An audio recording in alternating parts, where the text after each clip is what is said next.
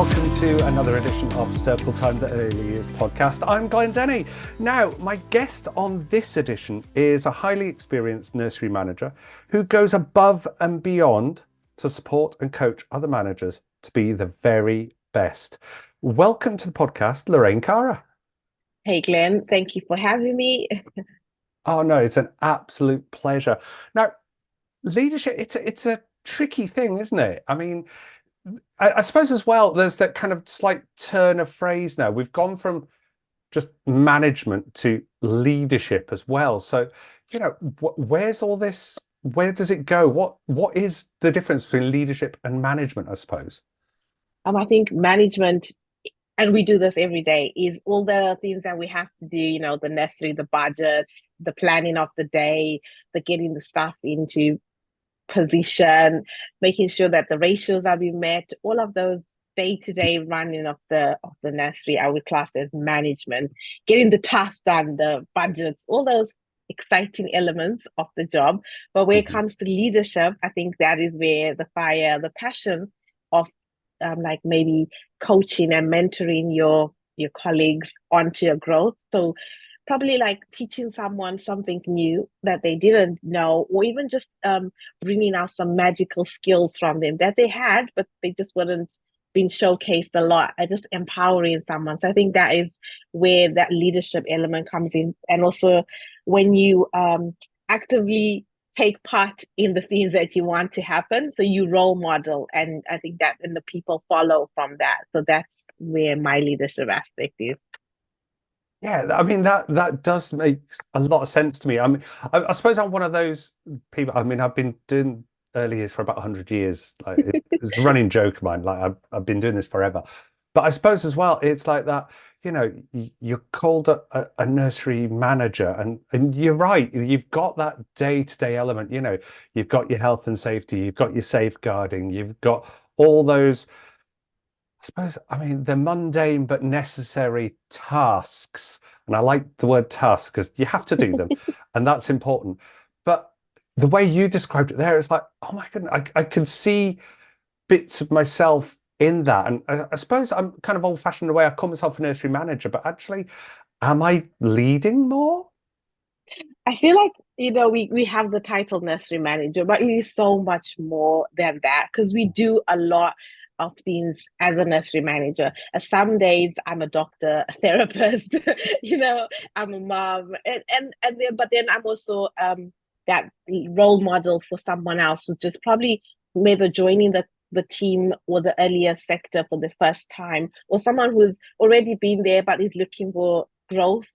So then I'm now leading them through that and showing them, hey, this is how we do this. This is how you get this done. So in that element, I'm now leading. I'm now, being this person that's setting the space for this next person to come in, and hopefully they'll fly and be better than the teacher because of the way you showed them. And I think also being a leader it's a really uh, challenging duty, because your leadership style that you give to somebody can either make or break a person. So Mhm. they might just allow them to grow or allow them to really resent you. And then when they become a leader, they definitely don't want to be like you. So it's that challenge. It is, I suppose it's that balance as well. And, I've done various kind of leadership style courses and CPD, and there is about finding your leadership style, isn't there? And there's a lot out there.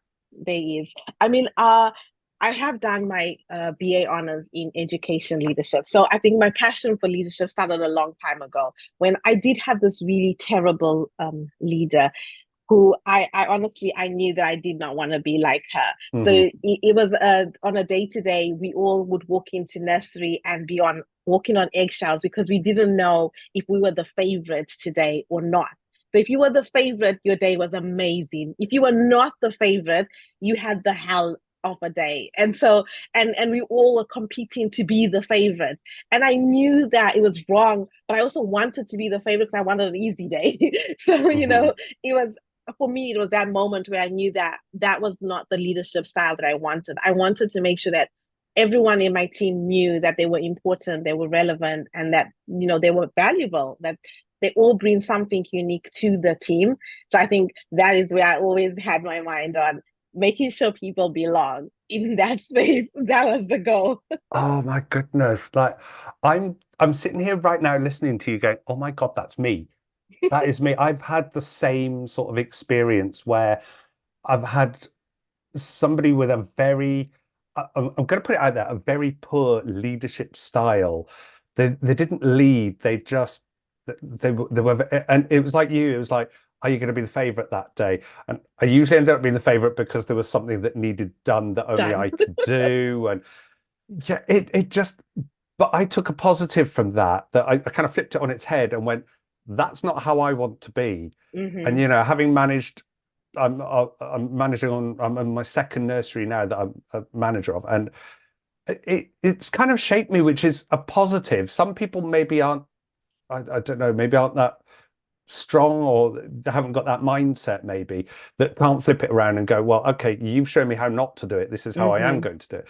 But I want to nurture my team, I want to keep them close. It's like it's that family element, isn't it? Yeah, it is. I mean, I honestly feel like, and I might be wrong. My teammates, my colleagues could say no, but I feel like there's a element of family, and that when you come in, you should feel comfortable as you come into work. I don't want you to dread walking through that door. So I don't dread walking into my nursery and walking into my with my colleagues, but I feel like it's because there's an element of family and an element of being allowed to be yourself.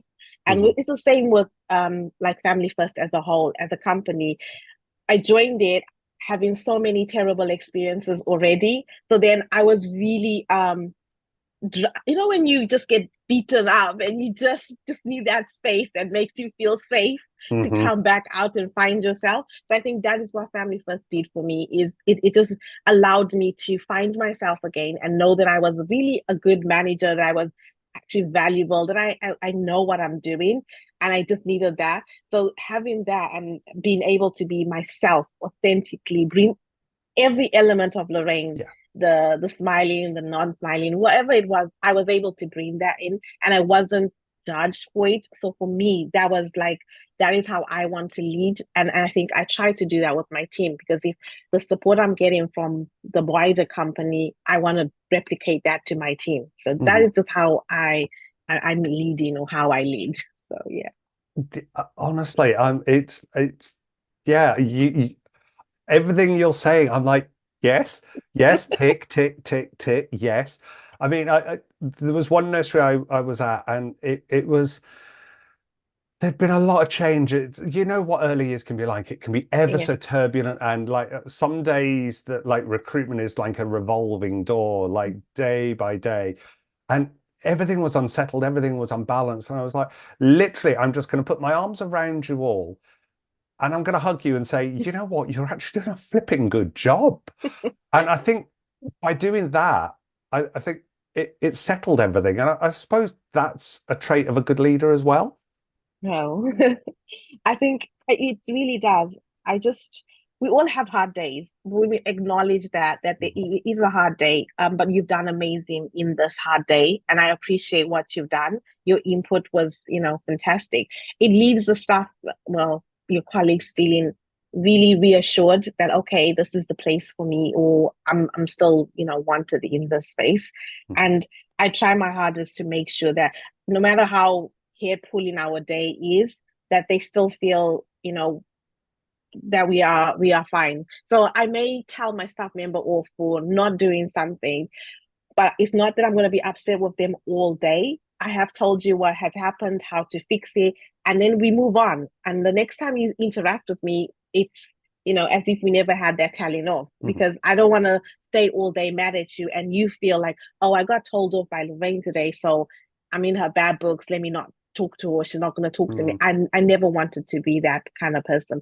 So if we had something I didn't like, I'm going to tell you, you're going to fix it, we're going to move on, and then we're going to get into something positive, because I think it really does have a huge impact on someone. And we are in nurseries almost the whole day for like 8 hours. Imagine someone being upset with me for that long. It's Mhm. so brutal, and you have to go home knowing that. But I really don't want anyone to go home feeling like, oh, Lorraine was mad with me. Yeah.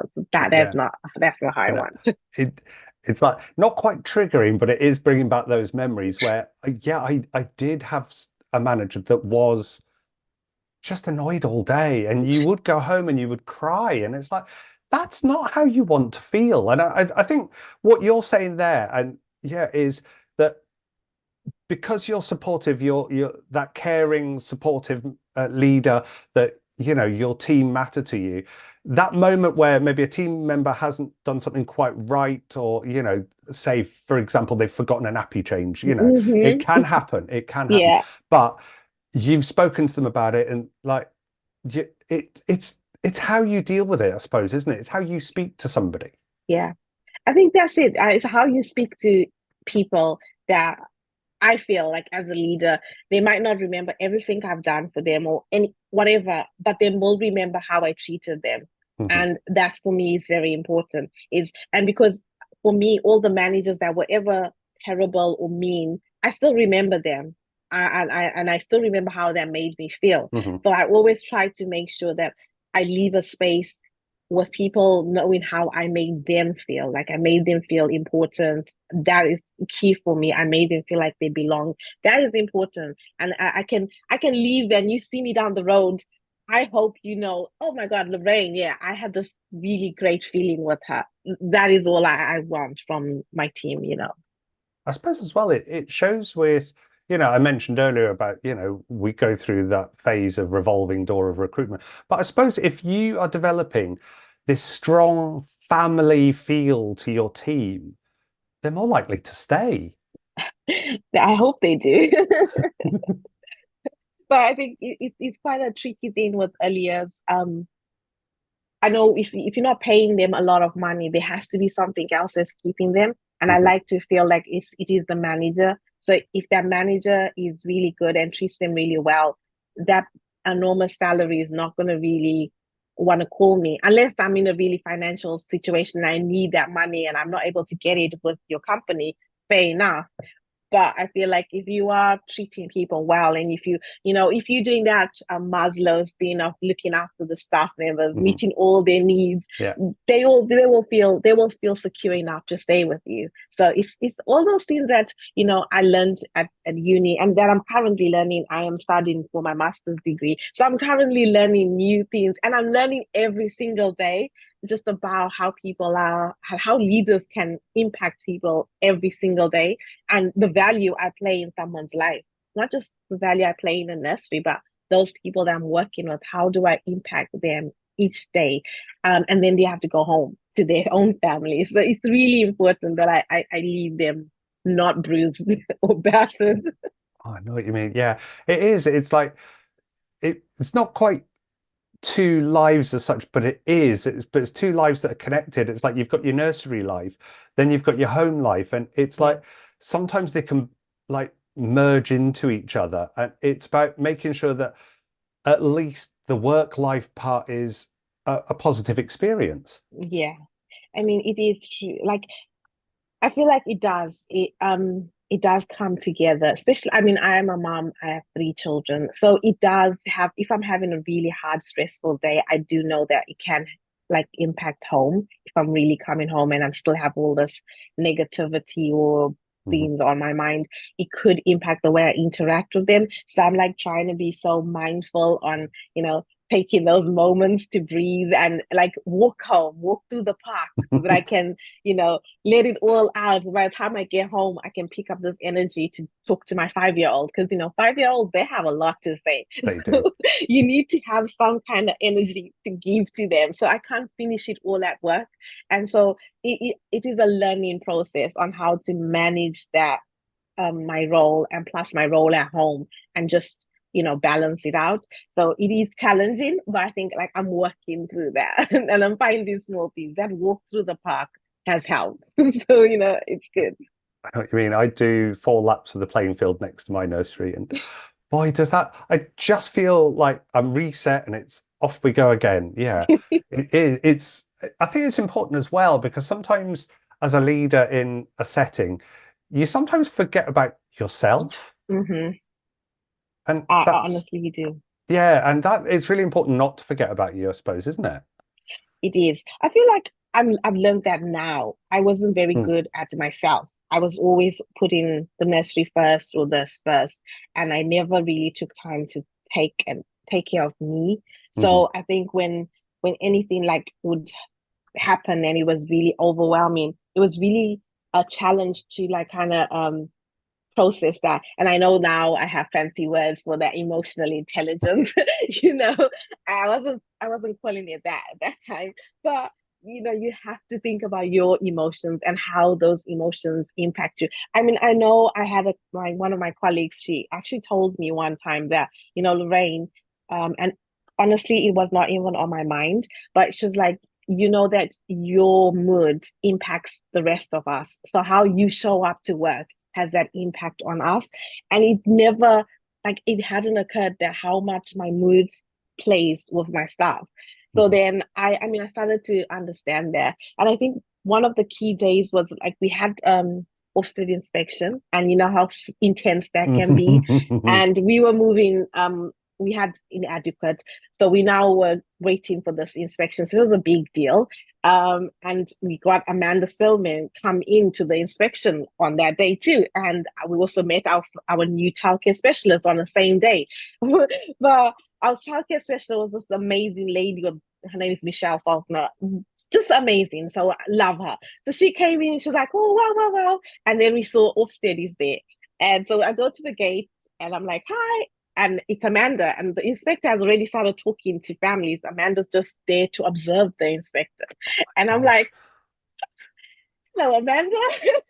And like the inspector was like, I didn't know you knew her. I'm like, hello, I work in earlier. I'm a nerd. I know everyone that needs to be known. So I ran back in and I'm like, Michelle, you'll never believe Amanda is here. It now turned into this like girl crush day where we were just smiling so hard. It was no longer a terrible infection. We weren't panicking, we weren't scared because I was like this celebrity fangirl. I was in awe. I was like, oh my God, I have Amanda in my building. Wow. So then that energy went to my team and they were not under any pressure. They kind of just were relaxed because I feel like they saw, oh well, Lorraine's gone all crazy, why are we panicking? If she's all happy and giggly and whatever, let's just get Yeah. this day over. And so we got good and we were really happy. But I think it was the fact that the energy changed. I wasn't anxious, I wasn't nervous. I flipped the script and I was like really excited and just really in awe about the whole situation, that the day went like peanuts. It was just fabulous. I think the poor inspector didn't get the much of the respect that What you we mean? should It have. was, I've had a similar kind of Ofsted experience as well. And I suppose there was a difference in leadership styles. At the time, I was a room leader. So I wasn't quite manager, I was room leader, and it was great. But we had Ofsted turn up, and it was actually my day off. And I got a phone call. And the reason I got a phone call was because I lived 5 minutes away from the nursery. So I got the phone call and came in like to be kind of the senior person because the manager wasn't in yet. And it was like, Ah, all right, okay, good morning, hello. And it was that bit that because I came in upbeat and I treated I think sometimes we put ourselves under pressure with Ofsted, we say mm-hmm. that O word, but actually treat them as humans. And then Yeah. that's what I did. And then the other team members kind of joined in. And there was that bit where actually everyone almost took that deep breath. And it's like, well, if he's chilled out, so can we. Like, Yeah. let's just go. And at some point, I went and grabbed the inspectors and said, oh, we're off down to forest school. Come with us. And, it just everything changed. Dynamics changed. We're like, can we do that? Yeah, of course you can. And show them what to do. Yeah, because they came to see what you're about. So I think Yeah. just showing them what you're about is very important. But I do understand that at that point I really understood my role as a leader, that it really does depend on how I am, and then that impacts the rest of the team. So that was like a key moment. And then when I'm now at uni and they telling me about this emotional intelligence and managers should be aware of their emotions. I'm like, ooh, so that's what we were doing. But I didn't have all those technical phrases then. I just knew that, I switched there and it was a fabulous thing. So yeah. Brilliant. So I'm going to switch back a little bit. I'm going to Yeah. rewind slightly. What got you into, like you said you did your BA honours in sort of education and leadership, but why leadership? What made you want to go down that route? Um, I always tell the story, I feel like a bit cheesy, but it was during Barack Obama's selection for manager for president, and he did this whole speech about, and it was like really I'm not saying it was a speech just targeted for Black people, but I felt like, the message was really powerful that Hmm. as a Black person, he said, wherever you are, you will realize that you are the door opener for that next generation. So think of the sector that you are in, and are there many leaders that look like you? And I was like, well, so far I haven't seen many that look like me. So I was like, you know what, I want to be that leader that opens the door for the next person, whether I'm physically opening the door or whether they just hear about me and someone sees me somewhere and says, oh my God, she's Black and she's a manager. I want to do that. That's fine with me. They may not ever meet me in person, but at least they seen me. So that was the thing that made me sure, no, I need to go, I need to take this seriously. And I knew that I needed to be a leader. So I was like, I need to learn everything there is about being a leader. And I went and did my first foundation degree and fell in love with the whole leadership element. And I know when you do a degree, you can move into the different parts of early years. I Hmm. just knew it was leadership for me. So I just stayed with leadership throughout my degree, and that's what my BA is in leadership. And I got a third class pass, but I'm really proud of it because I didn't finish school in Africa. I wasn't really the best student or anything. So for me, that is like amazing for me, and I'm very happy about it. But I stuck to that passion, that goal, that I'm gonna be that leader that Barack Obama told me about. And as I was sitting in that bus coming home, I felt like he was talking to me, and it was my duty to play my part. So he's the one that inspired me to go into leadership. So yeah. That is absolutely astounding. I love that.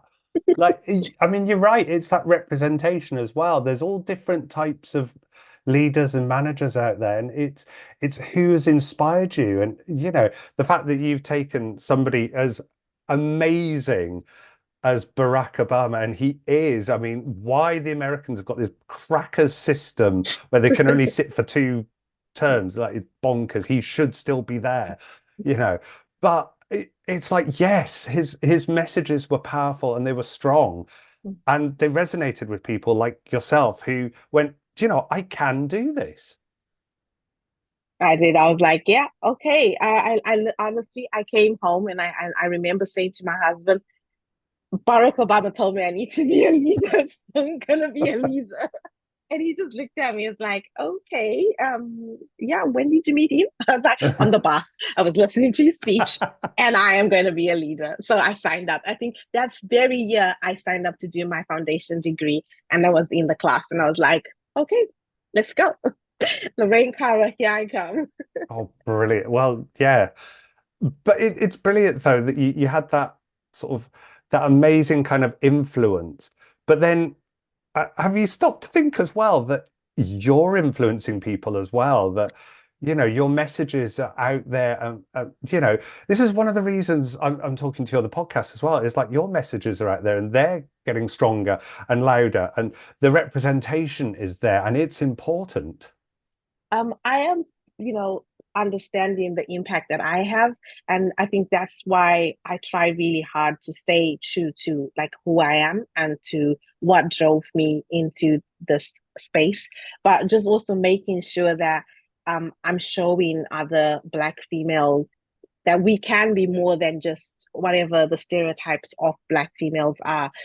We can be more than that. Like Mhm. I know my teacher in Africa was not my favorite person. She did not like me. And I remember her telling me back then I was not married, so my surname was Thomas. And she shouted from across the room, she said, Thomas, you will amount to nothing and you will push buggies with 10 children. And I remember saying to myself, I'm going to prove this woman wrong. Like, I know I am worth more than whatever her opinion is. And so for me, that was my, like, yeah, I'm going to prove her wrong. What does she know? And then, like, I know, it was a challenge, but I did it. I'm not pushing 10 buggies. I do have 3 children, but, they're not 10. But I feel like I have accomplished more than she ever imagined for me. So I did not let her words drop me and leave me down there. I actually said, no, I'm not going to do what you're saying. I'm not going to allow your words to determine my future.